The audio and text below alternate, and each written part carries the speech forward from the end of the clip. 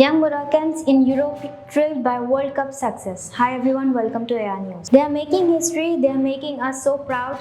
Ains and Chaimae are looking forward to Morocco's World Cup quarter-final against Portugal. Draped around us, red Moroccan flag with the green star on display. Walk through this part of central Brussels on sunny morning and you could just as well be in Rabat or Tangier. In the Moroccan neighborhood is the heart of the Belgian capital. You pass men sipping mint tea and families filling the many fish restaurants.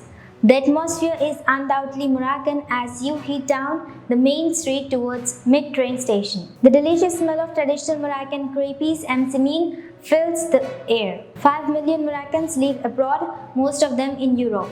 They make up large minorities in France, Spain, Belgium, Italy and Netherlands. Here in Brussels and surrounding regions, they number 4 lakhs and just like their compatriots and home, they have been celebrating their national team's successes in the World Cup. It's been a great party. People were singing and dancing. All cars were beeping their horns. We had a great time, says Chaimae. But it has not all been partying. Some of the images that spread on social media after Morocco's victories showed celebrations turning ugly in several European cities. In places, celebrations turned to street battles involving young Morocco fans and police. Some of the pictures were taken in Boulevard Limonier, where Ains and Chaimae are standing. They have damaged our reputation that was way out of place. This is not how we celebrate. Right-wing politicians across Europe were quick to spread pictures of clashes and the resulting damage, suggesting it was a sign of failed integration. In Spain, where most Moroccans are first-generation migrants, the partying passed off peacefully, even after Morocco's best Spain on penalties last Tuesday. But celebrations were tainted by trouble in cities in France and the Netherlands, where Moroccan communities are well established. Young fans who clashed with police were largely from second or third generation families. In France, 13 police officers were hurt in clash on Lille on Tuesday night, and there was unrest in Reims and Brest. Disturbances were also reported in Dutch cities of Amsterdam and Rotterdam and The Hague. Hichem had front row seat from window of his Brussels cafe, Le Tortan, when clashes erupted after Morocco defeated Belgium 2-0 2 weeks ago. I tried to speak to them to calm them down, but they weren't listening. They were small in number, around 200 of them, and they were very young, kids really. All they wanted was to fight with police. Hichem says those who came to riot felt hate towards the police and wanted to show off in the front of their friends. But it was the resident who suffered. We are the first victims of these young thugs. One of my client's car was burned down. The police protected the city center and the Christmas market, but here nothing. Our shops were not protected. After an unrest, many in Belog Moroccan community decided to help calm the youths down. For each game, young adults and neighbors now form a human chain between the young fans and the police. Many from communities spoke out on the street and on social media, appealing to young people to celebrate peacefully. Ahead of Saturday's quarter-final, Hichem is no longer worried.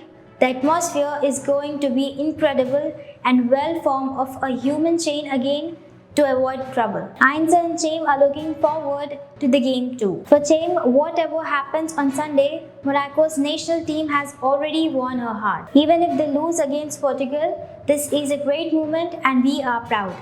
I just hope that if we lose, those kids won't make trouble and ruin the party.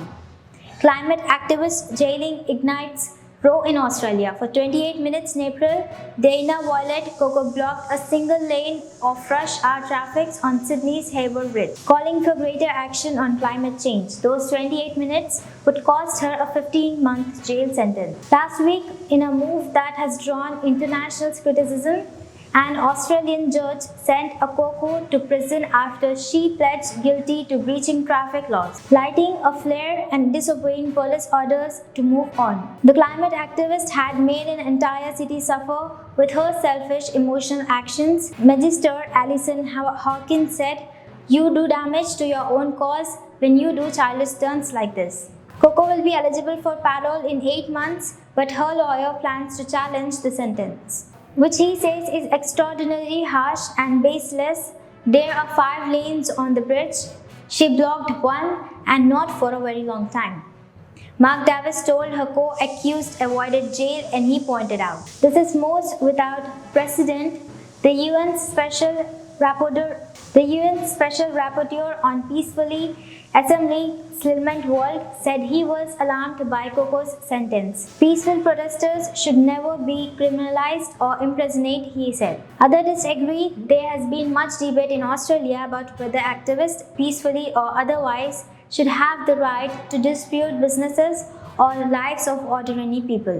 Peaceful or otherwise should have right to dispute businesses of life of ordinary people.